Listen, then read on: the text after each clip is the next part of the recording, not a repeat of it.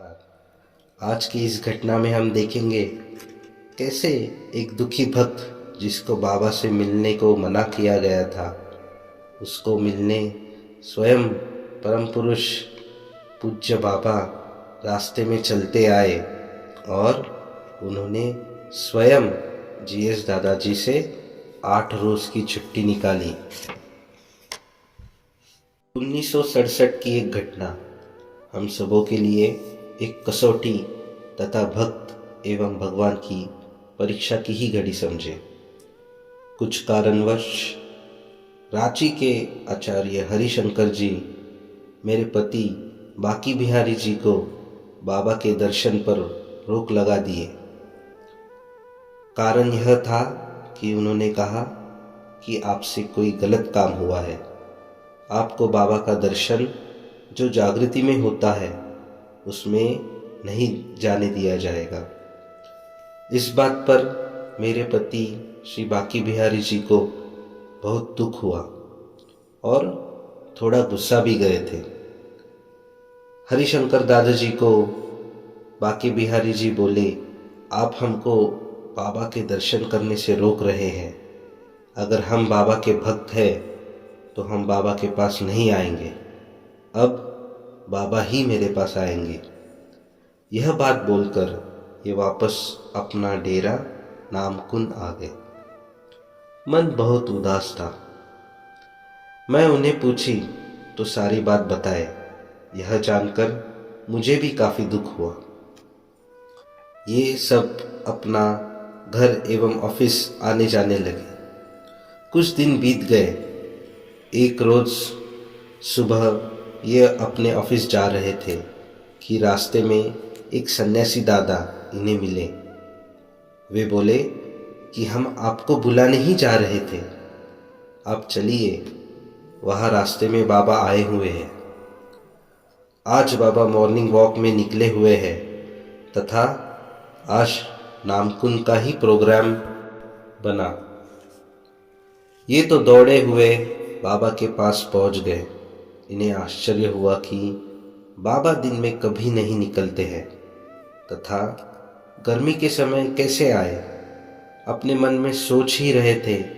फिर बाबा के पास जाकर प्रणाम किए तथा बाबा के साथ चलने लगे। साथ में 3-4 दादाजी लोग थे। ये बाबा से पूछे, बाबा अभी टहल रहे हैं? तो बाबा बोले कि हाँ जी, हम अभी जीएस दादा से 8 रोज का छुट्टी लिए हैं। ये सब नामकुन पोस्ट ऑफिस के सामने थे। फिर पैदल चलते हुए आगे खिचड़ी ब्लॉक तरफ के रास्ते पर चलने लगे। चलते चलते बाबा बोलते जा रहे हैं और कहते हैं कि इस रास्ता को क्या कहते हैं। तब मेरे पति बाके बिहारी जी बोले कि बाबा इसको सड़क कहते हैं। तब बाबा बोले, सड़क नहीं जी, सरक, सरक बने ससरना। आगे बढ़ते जाना। फिर थोड़ा दूर चलने पर रास्ते के किनारे बहुत पेड़ थे। बाबा बोले, यह कौन पेड़ है? मेरे पति बोले, यह करौंज का पेड़ है।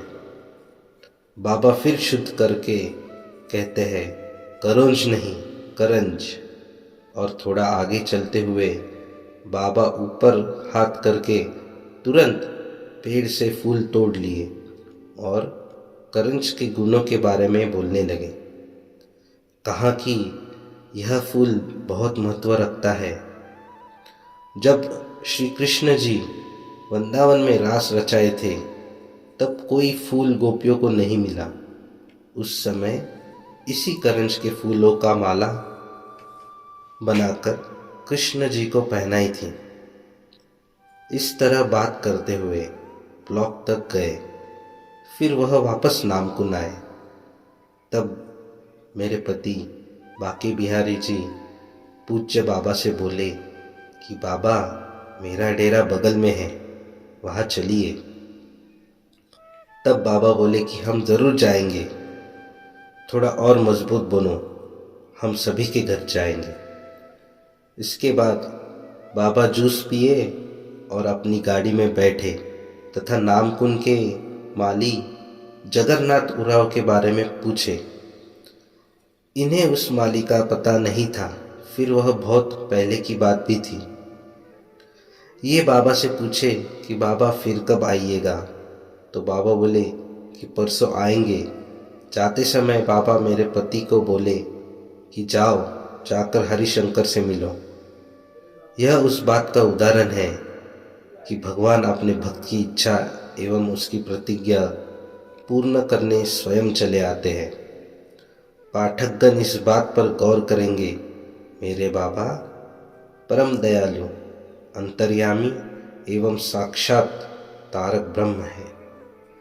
बाबा के चले जाने के बाद ये लौटकर डेरा आ गए और सारी बात मुझे कह सुनाए। मैं तो दिल से रो पड़ी कि मेरे पूज्य गुरुदेव यहाँ आए थे और मैं उन्हें देख न सकी, उनके चरणों को छू न सकी। मुझे बहुत ही दुख हुआ। तब मेरे पति मुझसे बोले कि बाबा फिर परसों आने के बारे में बोले हैं। हम सब फिर अपने अपने काम में लग गए। इस तरह हम उस बात को भूल गए कि बाबा फिर परसों आने वाले हैं। ये अपना नाश्ता करके ऑफिस चले गए। मैं बाहर खड़ी थी, इतने में ही मेरी नज़र सन्यासी दादा के ड्रेस पर पड़ी, जो हाथ में छाता लेकर बीच में बाबा सफ़ेद धोती कुर्ता पहने चले आ रहे हैं। मेरा डेरा से रास्ता साफ दिखाई पड़ रहा था और उस पर दादाजी का ड्रेस ही ऐसा था कि सबों की नज़र में आ ही जाता है। मैं तो जल्दी स्नान करके अपने बच्चों को गोद में उठाई तथा अपने छोटे देवर के साथ रास्ते की तरफ दौड़ पड़ी। मैं तो खुशी से पागल हो गई कि आज मेरे बाबा फिर मुझे दर्शन देने आ गए।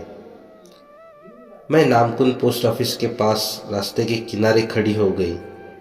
जब बाबा सामने आए तब मैंने उन्हें प्रणाम किया। बाबा बोले, कैसे हो, सब ठीक है ना? फिर चलने लगे। पीछे पीछे हम लोग भी चलने लगे। स्कूल के बच्चों की छुट्टी हो गई थी। सभी बच्चे पीछे से बोलते जा रहे थे, देखो बाबा है। हम सभी साथ में जा रहे थे। बाबा दादाजी से बात करते हुए जा रहे थे, बंगला में ही बोल रहे थे। नामकुंद पोस्ट ऑफिस थोड़ी ही दूर पर रास्ते के किनारे एक छोटा सा मैदान है, जहाँ पर मिलिट्री लोगों का क्वार्टर है। वहीं पर एक जगह रैन बसेरा लिखा हुआ था।